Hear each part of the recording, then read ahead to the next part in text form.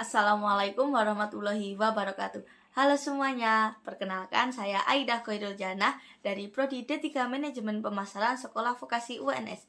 Di video kali ini saya akan membahas tentang materi dari mata kuliah Direct Marketing Praktis sebagai tugas ujian tengah semester 4. Langsung saja kita ke materinya. Oke, langsung saja kita ke materinya. Apa sih pemasaran langsung itu? Pemasaran langsung adalah suatu cabang dari ilmu pemasaran yang memungkinkan kita menjalankan aktivitas pemasaran secara lebih efisien.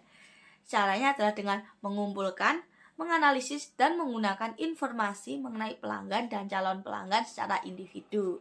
Informasi ini membantu kita mengidentifikasi siapa aja dari daftar pelanggan atau prospek yang berpotensi tertarik terhadap produk, layanan, atau penawaran tertentu dari perusahaan kita.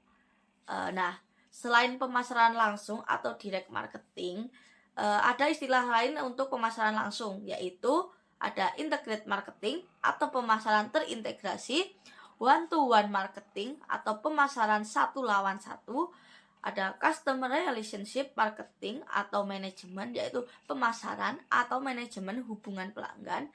Terus ada loyalty marketing atau pemasaran loyalitas, ada personal marketing atau pemasaran personal, ada database marketing atau pemasaran berbasis data. Nah, apapun istilahnya itu, intinya adalah setiap pemasar modern wajib memiliki keterampilan dalam pemasaran langsung. Terus gimana sih kok bisa ada pemasaran langsung? Perkembangannya bagaimana? Nah, perkembangannya itu terjadi atau dimulai pada era 1980-an, khususnya dalam industri jasa keuangan, dan kemudian diadopsi secara luas oleh berbagai bisnis, termasuk bisnis ke bisnis atau B2B. Nah, saat ini perusahaan barang konsumsi cepat saji, retail, konglomerasi, industri multinasional, hingga perusahaan .com sukses semua menggunakan pemasaran langsung untuk mengakuisisi dalam mengembangkan pelanggan. Nah, kemudian the World Wide Web atau yang sering disingkat WWW. Nah, itu kan kayak jaringan seluruh dunia yang biasanya kalau kita ada di web itu www. apa bla bla bla gitu. Nah, web atau internet adalah faktor baru yang mengubah segalanya secara permanen seiring perkembangan teknologi yang semakin ramah pengguna dan akrab. Seperti televisi yang menjadi sistem informasi utama rumah tangga, kini menjadi ledakan komunikasi dan perdagangan daring atau online. Internet akan menjadi bagian sentral komunikasi setiap perusahaan dengan pelanggan dan prospeknya. Jadi perkembangan WWW tadi bisa menjadi bagian sentral komunikasi oleh seluruh perusahaan dan konsumennya. Terus, nah, apakah ini merupakan pelanggaran privasi atau ada manfaat pemasaran langsung pada pemasaran? Karena kan tadi kita bisa mengakses data diri kita atau data pelanggan. Nah, dalam penerapan pemasaran langsung, etika menjadi hal yang sangat penting. Pemasar harus menjaga kepercayaan pelanggan dengan tidak menyalahgunakan data pribadi dan tidak mengirimkan promosi ke orang yang tidak tertarik. Nah, sistem ini biasanya dikenal dengan sistem opt-in dan opt-out. Dibutuhkan untuk memastikan pelanggan memberikan persetujuan secara sadar, pesan yang dikirim juga harus relevan, tepat waktu, dan hanya kepada orang yang menjadi target. Dengan kata lain, pemasaran langsung memiliki banyak manfaat yang mendukung seluruh aspek proses pemasaran. Pemasaran langsung fokus pada level individu dengan memanfaatkan teknologi informasi dan basis data pemasaran. Dengan data yang akurat, kita bisa mengidentifikasi kebutuhan pelanggan secara spesifik, mengembangkan database yang berkualitas, meningkatkan efektivitas komunikasi, mengurangi pemborosan biaya promosi, membangun loyalitas pelanggan, mengaktifkan kembali pelanggan yang sudah tidak aktif. Nah, fokus utama dari pemasaran langsung ini adalah intinya adalah pendekatan secara personal, bukan secara massal. Begitu. Lalu, mengapa pemasaran langsung bisa semakin berkembang? Nah, alasan utama mengapa pemasaran langsung mengalami pertumbuhan pesat antara lain hampir di semua bidang itu kini udah lebih banyak pilihan dan harga yang lebih bersaing bagi konsumen. Lalu kini itu banyak situs web baik di pasar konsumen maupun bisnis yang menyediakan ulasan dan perbandingan produk secara detail. Yang ketiga, ada tekanan pada anggaran konsumen, yang dimana saat ini lebih banyak barang yang dianggap sebagai kebutuhan pokok. Dan dari sisi bisnis, pemasar B2B juga menghadapi pelanggan yang semakin sensitif terhadap biaya, membuat mereka lebih selektif dalam berbelanja. Oleh karena itu, untuk melaksanakan pemasaran langsung yang efektif, kita membutuhkan informasi.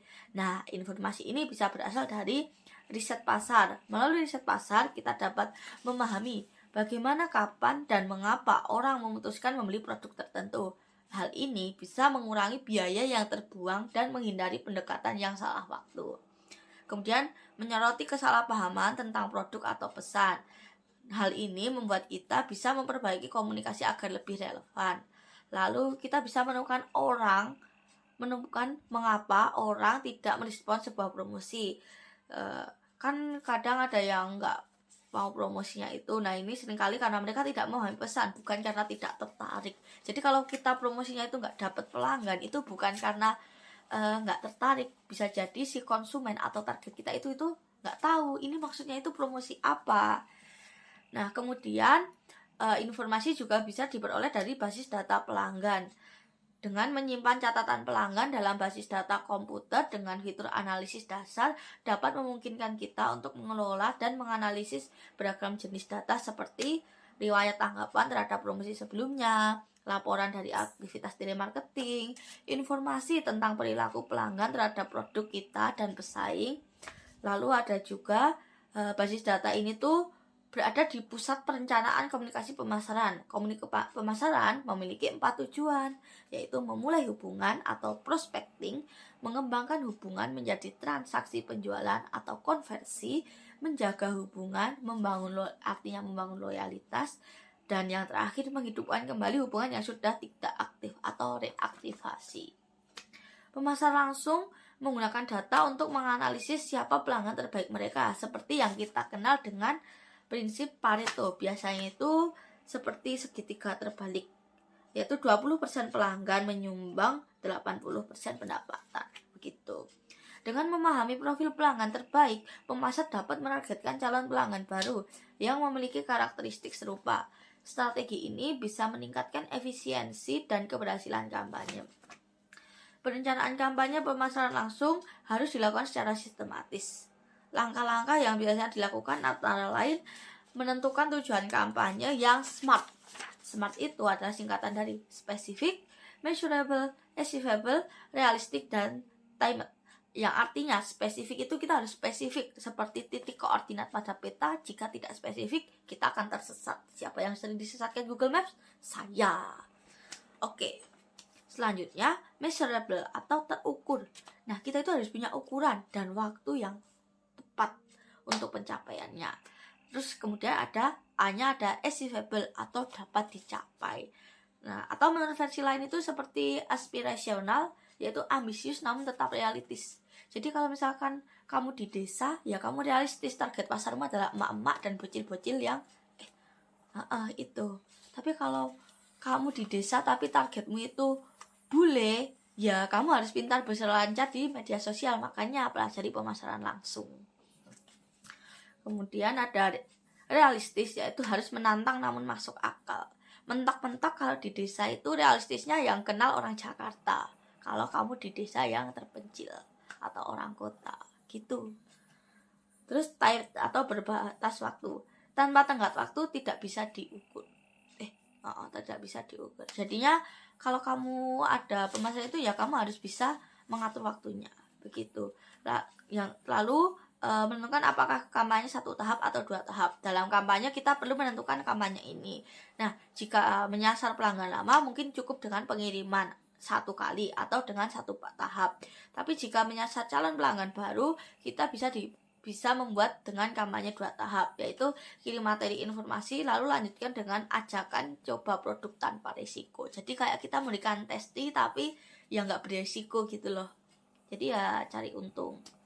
Begitu. Selanjutnya, mengidentifikasi siapa target audiensnya dan di mana mereka berada. Misalnya, perusahaan software mencari pelanggan melalui iklan di majalah komputer atau situs web tertentu. Terus kemudian Anda memilih pendekatan komunikasi yang sesuai, seperti jika menggunakan media luas, dalam kurung ada kayak broad scale, maka menggunakan iklan TV dan radio, situs web atau iklan banner, koran dan majalah nasional, publikasi khusus atau iklan luar ruang seperti poster, reklame bus, dan lain sebagainya. Lalu jika menggunakan komunikasi terarah atau target, nah itu kita akan menggunakan surat langsung, email, selebaran dari pintu ke pintu, telepon, kunjungan pribadi, dan notifikasi-notifikasi yang berhubungan secara individual gitu. Nah, bisa juga kita menggunakan dari keduanya. Selanjutnya, Anda menemukan waktu pengiriman yang paling tepat. Nah, di kampanye itu juga kita harus memikirkan waktu pengirimannya. Misalnya dalam B2B itu kita seringnya di akhir tahun adalah waktu yang efektif karena ada anggaran tersisa. Terus selanjutnya ada membuat materi iklan dan konten kreatif. Setelah menentukan media dan waktu, kita harus mulai merancang penawaran, isi pesan, dan arahan untuk tim kreatif, lalu menghubungi agensi atau pemilik media untuk memesan ruang iklan, terus kita menyusun daftar pengiriman dan menyiapkan sistem penggabungan surat, atau kita menyerahkan ke vendor luar. Terus selanjutnya kita juga perlu memberikan arahan yang jelas kepada penyedia jasa untuk mendesain dan menulisan isi, kebutuhan cetak dan distribusi. Terus kita juga perlu menambahkan opsi respon seperti kupon, amplop balasan, nomor telepon, email, dan situs web. Selanjutnya kita juga perlu menyiapkan sistem untuk penerimaan dan menindaklanjuti proses respon, seperti perkiraan tingkat respon agar bahan jawaban cukup. Terus respon cepat yang sangat penting, terutama saat calon pelanggan meminta info. Jadi CP-nya itu harus yang kecep gitu. Nah, menyampaikan pesan dalam kampanye juga penting, karena menyampaikan pesan dengan menjalankan iklan atau mengirimkan materi promosi dan mencatat hasilnya untuk evaluasi dengan membuat buku catatan atau workbook atau file komputer, dan menyimpan rincian iklan, surat, dan kampanye follow up nanti dapat digunakan sebagai panduan kampanye mendatang. Jadi tujuan kampanye itu bisa berbeda-beda, mulai dari konversi, retensi pelanggan lama, hingga cross-selling dan lead generation. Selanjutnya ada taking the long term view atau pandangan jangka panjang. Jadi di perusahaan itu kita harus memiliki pandangan jangka panjang. Nah, itu ada pandangan apa aja? Yang pertama itu adalah pandangan dalam mengembangkan dan mengelola hubungan pelanggan. Maksudnya gimana sih? Itu tuh maksudnya kayak perusahaan sukses itu pandangan jangka panjangnya itu adalah membangun hubungan berkelanjutan dengan pelanggan, bukan sekedar transaksi sekali. Tujuannya untuk memaksimalkan lifetime value atau nilai seumur hidup pelanggan dengan memenuhi kebutuhan mereka secara tepat waktu. Yang kedua, retensi pelanggan adalah kunci.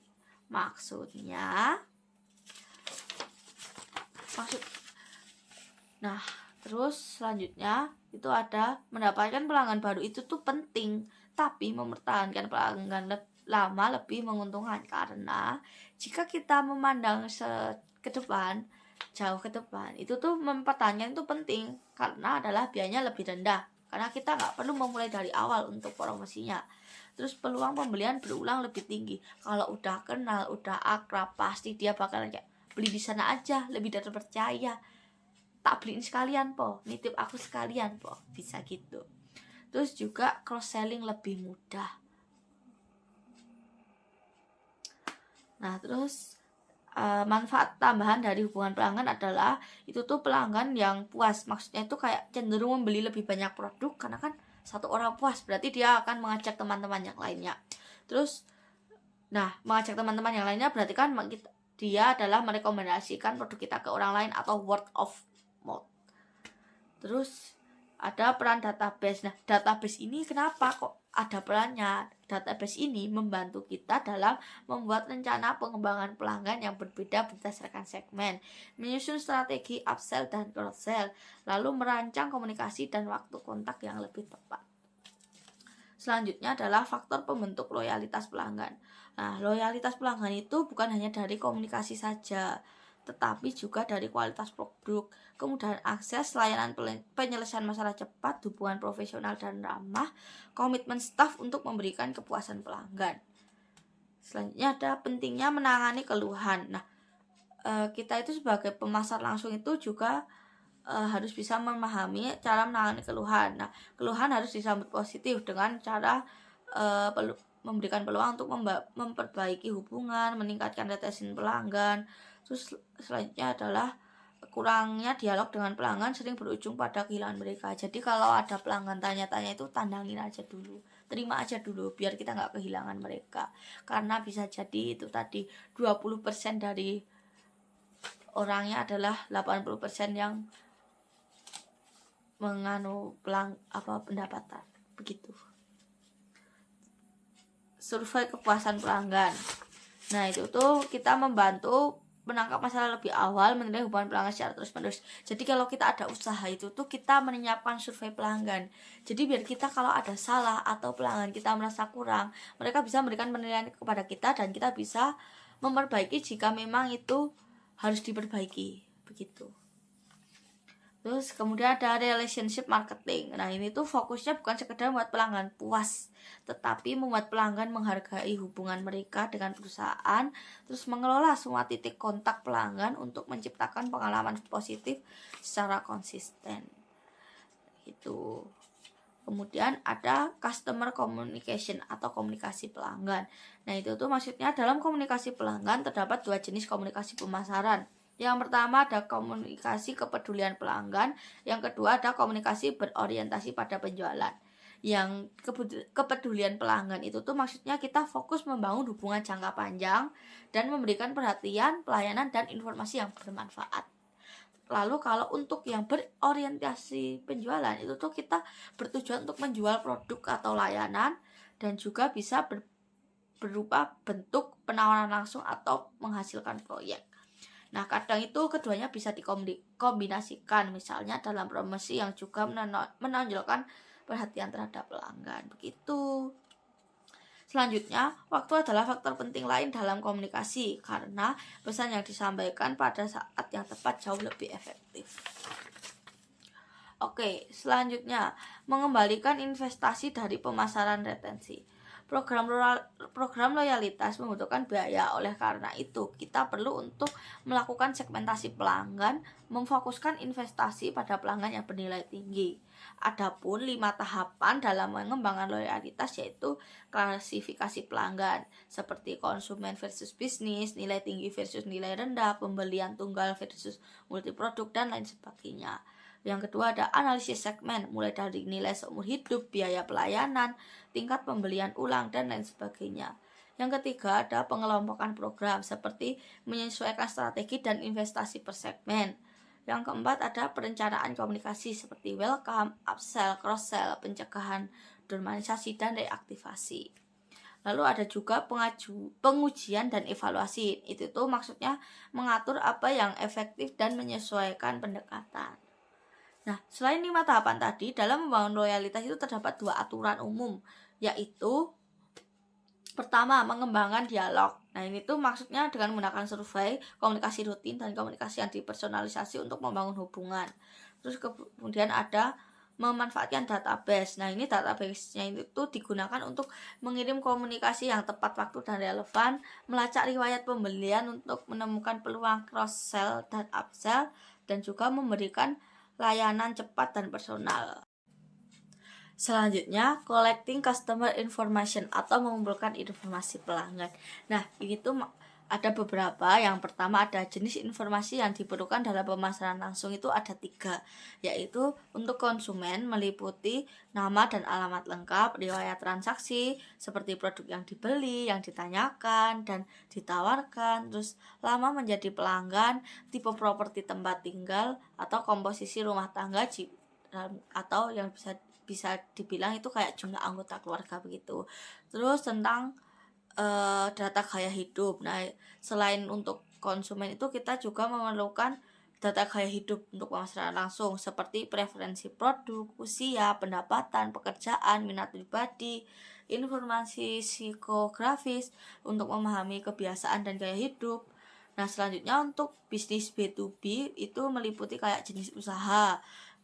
Nah, ini tuh biasa dikelompokkan berdasarkan kode industri, terus kayak ukuran perusahaan seperti jumlah karyawan dan omset tahunannya, lalu ada usia bisnis.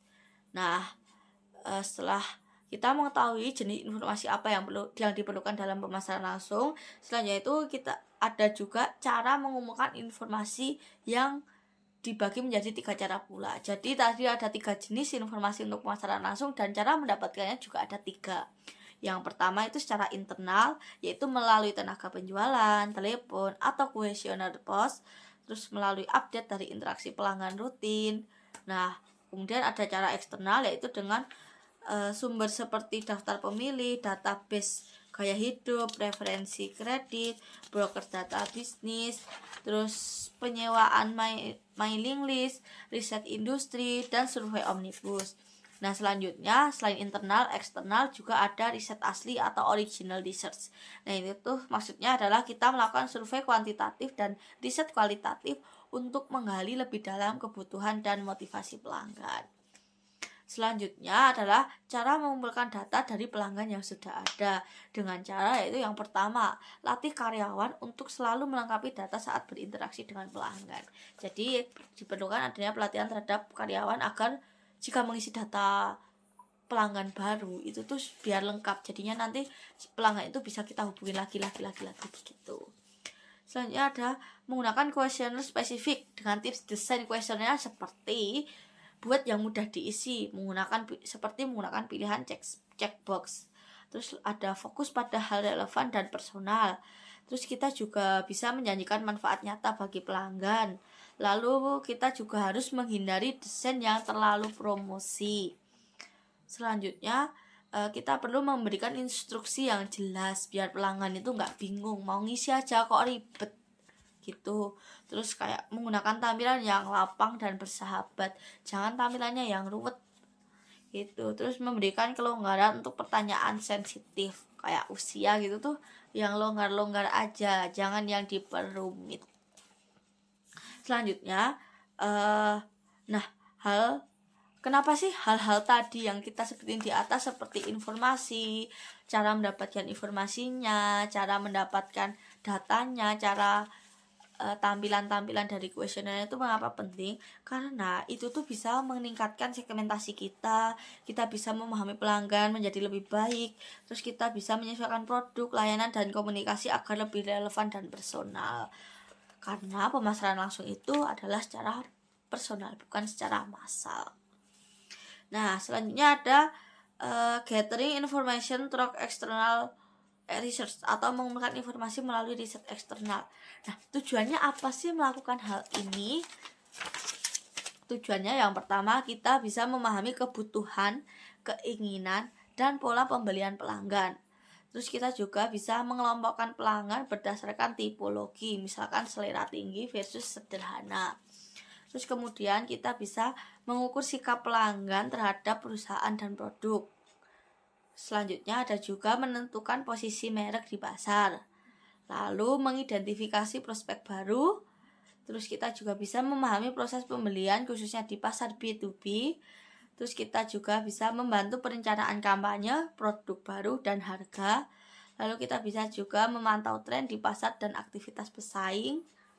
Terus kemudian kita juga bisa menyempurnakan pesan komunikasi agar lebih relevan. Lalu mengukur efektivitas komunikasi non-responsif. Nah, kan tadi itu tujuannya. Lalu sumbernya itu dari mana riset ini? Nah, sumbernya itu bisa dari Dex Research atau riset sekunder. Nah, ini tuh biasanya datanya sudah ada, kita tinggal cari dan baca aja. Terus kemudian juga bisa berupa kayak statistik industri dari asosiasi dagang, laporan pialang saham, laporan tahunan perusahaan, laporan riset pasar dari lembaga seperti Mintel, keynote, data monitor, begitu. Lalu juga ada data dominan publik, seperti data pemerintah, seperti Family Expenditure Survey, General Household, National Food Survey. Umumnya sih ini gratis atau murah, gitu.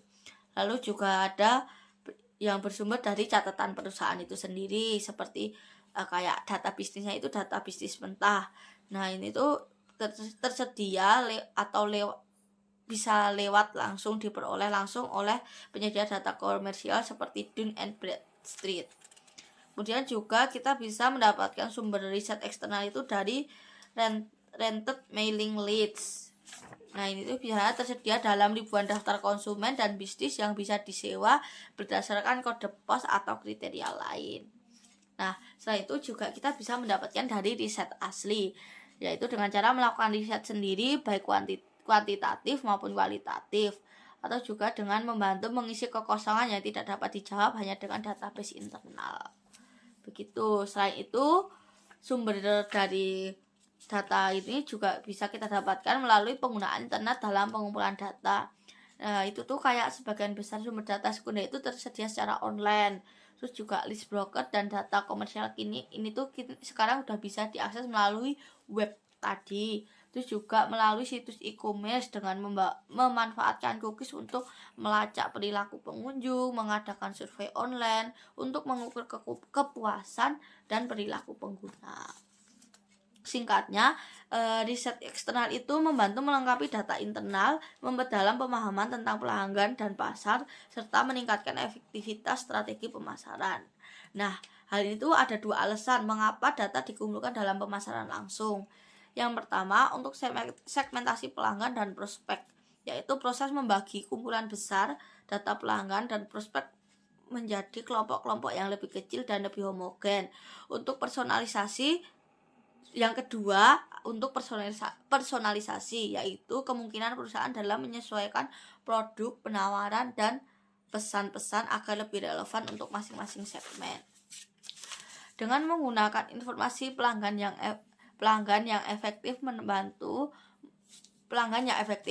meningkatkan ketepatan targeting, mengoptimalkan biaya pemasaran, dan meningkatkan peluang keberhasilan kampanye. Dalam pemasaran langsung juga ada tanggal loyalitas atau letter of loyalty.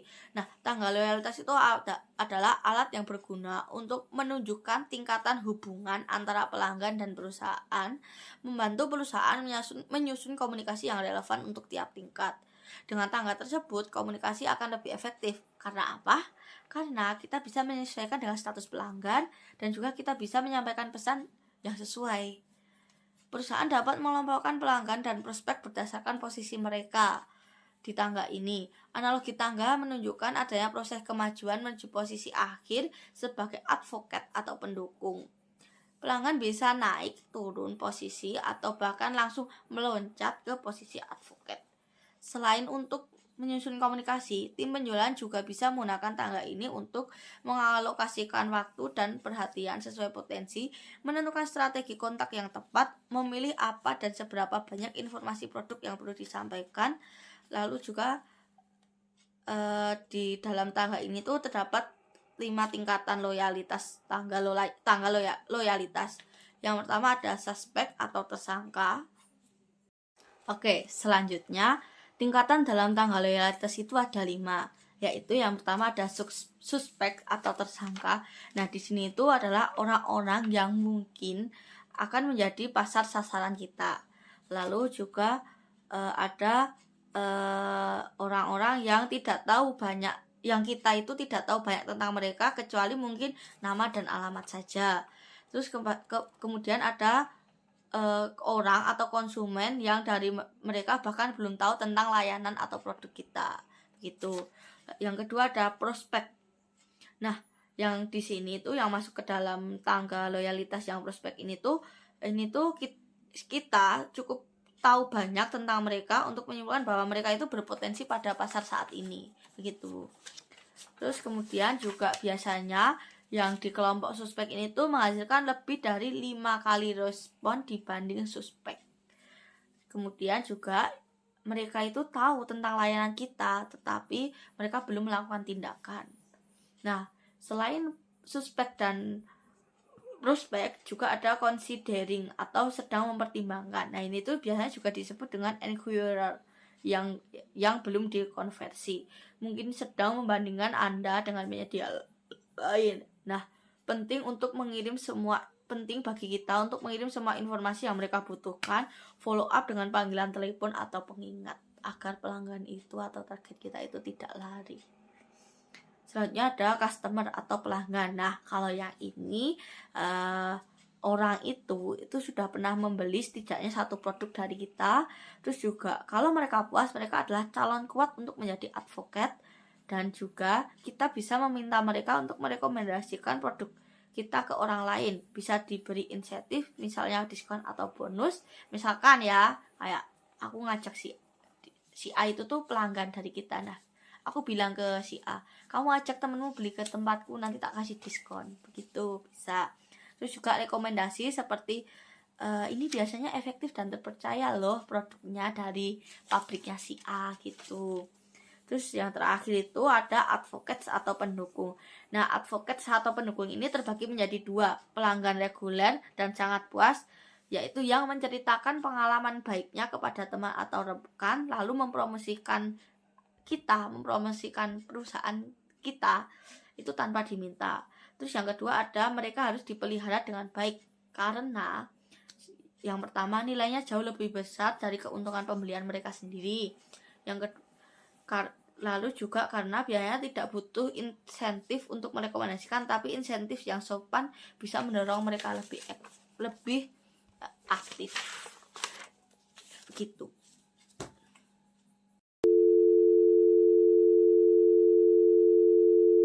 Nah, itu adalah pembahasan tentang pemasaran langsung dari catatan yang saya punya. Semoga pembelajaran ini membantu kamu memahami bagaimana pemasaran langsung atau direct marketing dapat meningkatkan efektivitas bisnis, terutama dalam membangun hubungan yang kuat dengan pelanggan. Cukup sekian dari saya, kurang lebihnya mohon maaf. Terima kasih telah menyimak. Wassalamualaikum warahmatullahi wabarakatuh. Dadah.